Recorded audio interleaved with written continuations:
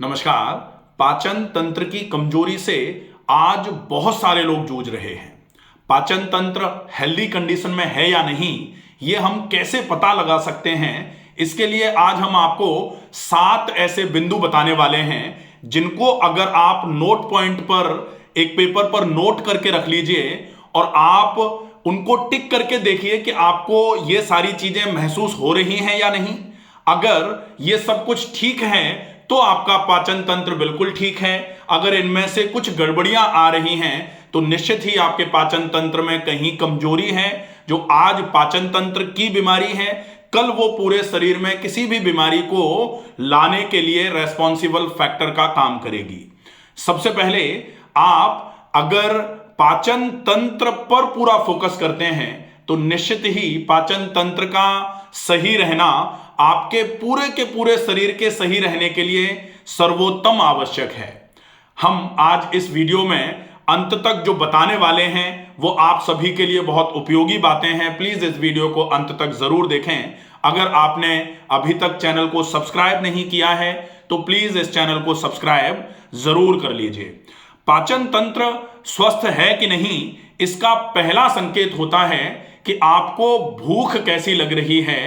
आपका पाचन तंत्र अगर बिल्कुल ठीक है तो आपको पेट में गैस नहीं बनेगी, और अगर गैस बनेगी भी तो जो डकार आएगी वो खट्टी डकार नहीं आएगी। उससे आपके सीने में जलन नहीं होगी, गले में एकदम से जलन का आभास नहीं होगा। एक अगर गैस थोड़ी बहुत कभी कभी डकार, तो डकार कई प्रकार की होती है। एक होती है भोजन करते करते जब पेट भर जाता है तब डकार आती है। कहते हैं ना कि अब डकार आ गई मतलब पेट भर गया, इसको तृप्ति डकार बोला जाता है।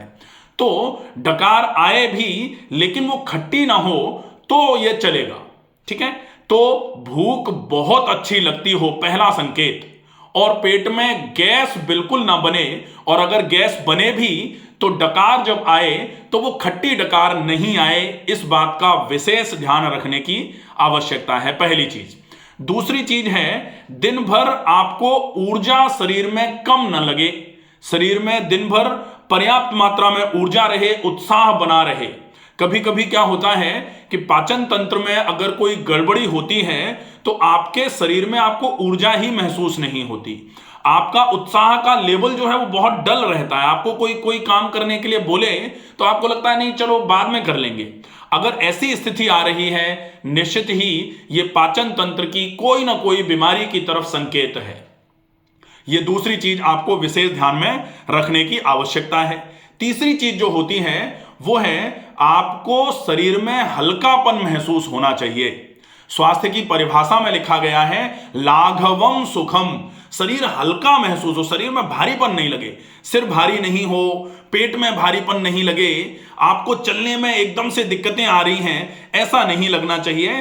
तो शरीर में हमेशा हल्कापन महसूस हो, ये पाचन तंत्र के स्वस्थ रहने की एक तरीके से ये एक संकेत है, पाचन तंत्र के स्वस्थ रहने की एक निशानी है। तो आपको इस पॉइंट को भी विशेष ध्यान रखने की आवश्यकता है कि शरीर में हल्का फुल्का महसूस होना चाहिए, आपके शरीर में भारीपन बिल्कुल भी ना लगे। फिर होता है आपको समय पर भूख लगे। शुद्ध तीक्ष्णा स्वास्थ्य की एक निशानी होती है। वैसे तो यह स्वास्थ्य के लक्षणों में भी है, लेकिन यह पाचन तंत्र के लिए विशेष उपयोगी चीज है कि अगर आपको समय पर भूख लग रही है, इसका मतलब आपका पाचन तंत्र सही तरीके से काम कर रहा है। तो समय पर भूख लगना भी पाचन तंत्र के स्वस्थ होने का, हेल्दी होने का एक लक्षण माना जाता है, एक निशानी मानी जाती है। तो इस पॉइंट को आप विशेष तौर पर लिखकर रख लीजिए कि आपको समय पर भूख लग रही है, या फिर आपका समय हो गया है चलो इसलिए खा लेते हैं, शरीर मांग नहीं रहा है, उसके बावजूद अगर आप खाएंगे तो निश्चित ही अगर शरीर की डिमांड के विपरीत आप भोजन कर लेंगे तो वो भोजन इंडाइजेशन करेगा, अपच करेगा, जो शरीर में पाचन तंत्र के रोगों की शुरुआत होगी। तो आपको इस बात का भी विशेष ध्यान रखने की आवश्यकता है। दूसरा, अब बात आती है पानी की। तो प्यास आपको स्वतः लगती हो, जैसे कई लोग होते हैं जो कहते हैं हमको तो प्यास लगती ही नहीं है, पूरा पूरा दिन निकल जाता है, जबरदस्ती अगर पानी कोई दे दे तो पी लेते हैं, अदरवाइज हमको प्यास नहीं लगती। तो प्यास लगनी चाहिए, प्यास अगर लगे, यह भी पाचन तंत्र के दुरुस्त रहने का एक बहुत अच्छा लक्षण माना जाता है। लेकिन प्यास कब लगेगी? जब आप व्यायाम करेंगे, जब आप श्रम करेंगे, फिजिकल एक्टिविटी होगी, उसके बाद फिर आपको प्यास लगना चालू होगी।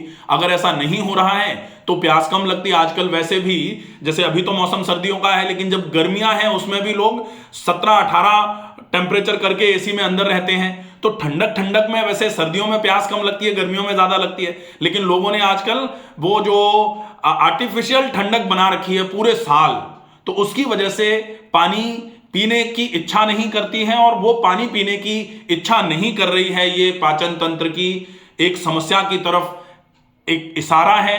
अगर आप इस बात का विशेष रूप से ध्यान रखेंगे कि प्यास लगे, इसके लिए फिजिकल एक्टिविटी करनी जरूरी है, फिजिकल एक्सरसाइजेज हैं, या फिर आप कोई काम ऐसा करें जिसमें शरीर में से ऊर्जा खर्च हो। ऊर्जा खर्च होगी तो शरीर में गर्मी पैदा होगी, गर्मी पैदा होगी, शरीर में से पसीना भी निकलेगा। गर्मी को बैलेंस करने के लिए, जैसे कहते हैं ना कि गला चटक रहा है, एकदम से मुंह सूख रहा है, प्यास लग रही है, वो कब जनरेट होगी? जब आप फिजिकल एक्टिविटीज करना चालू करेंगे। तो प्यास नहीं लगना भी पाचन तंत्र के हेल्दी नहीं होने की एक निशानी मानी जाती है। इस बात का भी विशेष ध्यान रखा जाना चाहिए। अब बात आती है कि आपको कब्ज की समस्या नहीं होनी चाहिए। एक बात कही जाती है कि कब्ज सब रोगों की जननी है। अगर आपको कॉन्स्टिपेशन की प्रॉब्लम है तो फिर ये मान लीजिए कि कॉन्स्टिपेशन अगर हो गया तो सब हो सकता है, कुछ भी, कोई भी रोग आपके शरीर में आ जाएगा, क्योंकि constipation is mother of all diseases बोला जाता है। अगर आपको कब्ज है तो निश्चित ही पाचन तंत्र का रोग है। तो कब्ज नहीं हो, यह पाचन तंत्र के हेल्दी होने की एक निशानी होती है। और कब्ज नहीं होगा, कब्ज का मतलब क्या होता है? मल का आंतों पर कब्जा। अगर पेट अच्छे तरीके से एक बार में साफ नहीं हो रहा है, आपको पेट की सफाई के लिए दिन में 2-3 बार जाना पड़ रहा है, यह कंडीशन भी कब्ज की ही कंडीशन मानी जाती है। लेकिन अगर सवेरे से लेकर शाम तक 2-3-4 बार जाने के बाद भी पेट साफ रहता है, आंतें साफ रहती हैं, तो कंपैरेटिवली उसके हिसाब से कि पेट में गंद भरा हुआ है, आंतों में से गंद निकल ही नहीं रहा है, आंतों में पड़ा पड़ा सड़ रहा है, ऐसे से तो ये अच्छी बात है कि दिन में 3-4 बार जाकर के पेट खाली तो हो जाए कम से कम। लेकिन सामान्य तौर पर लोग उस समस्या को भी, उस चीज को भी समस्या ही मानते हैं कि 4-5 बार जाना पड़ता है। तो वैसे तो कहावत यही है कि एक बार में पेट अच्छे तरीके से साफ हो जाए, वो भी बिना ज्यादा जोर लगाए, तो प्रयास तो उसी का होना चाहिए। लेकिन अगर वो नहीं भी हो रहा है तो आप पानी पी करके या फिर आप कोई चूरन चटनी लेकर के पेट को बिल्कुल साफ रखें, क्योंकि कहा जाता है स्वस्थ आंतें ही आपके स्वास्थ्य का द्वार मानी जाएंगी। अगर आंतों में गड़बड़ है तो निश्चित ही आज नहीं तो कल आपके स्वास्थ्य पर बहुत बुरा असर पड़ने वाला होता है। इसके बाद एक चीज होती है, दिन भर आपका एक्टिव रहना। एक्टिव रहने का मतलब है कि शरीर में आलस नहीं हो, अनालस्यम शरीरस्य जो बोला जाता है, यह स्वास्थ्य का लक्षण है कि आलस्य का भाव आपके शरीर में नहीं हो। ऐसी अवस्था को एक्टिवनेस बोला जाता है कि शरीर में हमेशा एक्टिवनेस है। फिर वो चीज मानी जाती है कि ये स्वास्थ्य की अच्छी निशानी है। तो ये 7 जो निशानियां हैं, इन निशानियों को आप लिख करके रख लीजिए। अगर आप इन पर टिक कर लेंगे कि भाई हमको इनमें से कोई भी चीज गड़बड़ नहीं हो रही है, ये सारी चीजें ठीक हैं हमारी, तो फिर माना जाएगा कि आपका पाचन तंत्र पूरे तरीके से हेल्दी है। अदरवाइज आपके पाचन तंत्र पर कोई प्रॉब्लम आ रही है, और क्या इनमें से क्या बिगड़ रहा है, उसके अकॉर्डेंस में हम देख सकते हैं कि कैसे उस समस्या को ट्रीट किया जाए, पाचन तंत्र को कैसे मजबूत किया जाए। उसके लिए जरूरी होता है कि कारण समझो। आपके इतनी सारे 7 पॉइंट हैं, 7 पॉइंट में से कौन सी चीज आपके लिए कारण बन रही है पाचन तंत्र की कमजोरी का, पाचन तंत्र के रोगों का। अगर आप उस कारण को खत्म करेंगे तो निश्चित ही धीरे धीरे करके आपके पाचन तंत्र में मजबूती आना चालू हो जाएगी, पाचन तंत्र हेल्दी होना चालू हो जाएगा। 2 ऐसी बातें जो पाचन तंत्र को मजबूत बनाने में सबसे ज्यादा सहायक हैं, वो एक है नियमित व्यायाम और दूसरा है संतुलित और संयमित भोजन।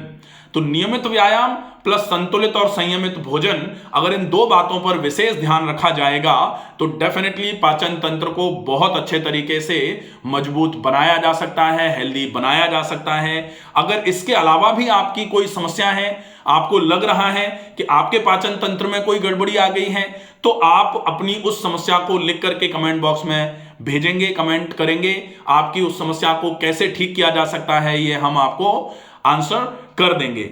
इसके अलावा अगर आपको पाचन तंत्र के रोगों के अलावा भी कोई रोग है, जैसे थायराइड की प्रॉब्लम है या जोड़ों में दर्द है, रीढ़ से संबंधित, कमर या गर्दन से संबंधित कोई समस्याएं हैं, या फिर जो लाइफस्टाइल इंड्यूस्ड डिसऑर्डर्स जैसे डायबिटीज है या कोलेस्ट्रॉल बढ़ रहा है या लिवर से संबंधित समस्याएं हैं या फिर फेफड़ों से संबंधित समस्याएं, एलर्जिक कंडीशंस हैं, नाक बंद रहती है, तो आप इन सभी समस्याओं के लिए आप अपनी समस्या लिख करके भेज सकते हैं। आप कांटेक्ट कर सकते हैं, ऑनलाइन कंसल्ट कर सकते हैं। आपकी इन सारी समस्याओं में ही किस तरीके से आप इन समस्याओं को परमानेंट खत्म कर सकते हैं आपको बताया जाएगा। आशा है ये वीडियो आपको पसंद आएगा। ज्यादा से ज्यादा लोगों तक इस वीडियो को पहुंचाएं। स्वस्थ रहिए, सुरक्षित रहिए। धन्यवाद।